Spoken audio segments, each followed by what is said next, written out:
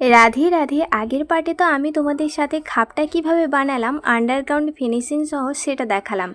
এবারে এই খাপের সাথে 3 নম্বরের যে পার্টটা অর্থাৎ বডি পার্ট যেটা রয়েছে সেটা আমি অ্যাটাচ করে দিচ্ছি। এটাও সেমভাবে দেখো আমি মেন ফেব্রিকের দিকে মেন ফেব্রিকের 3 নম্বর পার্টটা রেখে দিয়েছি এবং সেটাকে ভালো করে সেলাই করে নিয়েছি এবং লাইলিনের দিকে যে লাইলিনের পার্টটা রয়েছে সেটাও আমি সুন্দর করে লাইলিনের দিকেই রেখে সেলাইটা করে নিচ্ছি।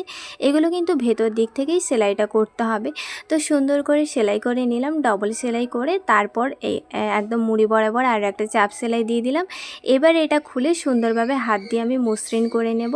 মসৃণ করে নেওয়ার পর আমি এই যে দেখো খাপটা রয়েছে যেইখানটা আমি সেলাই করলাম 3 নম্বরের বডি পার্টটা, সেইখানে সুন্দর করে একটা চাপ সেলাই দিয়ে দিলাম। তারপরে পুরো চারপাশটা সেলাই করে নিলাম, যেহেতু এগুলো খোলা অবস্থাতেই ছিল। আর আমি আন্ডারগ্রাউন্ড ফিনিশিং এই ব্লাউজের উপরেই ফার্স্ট টাইম করলাম।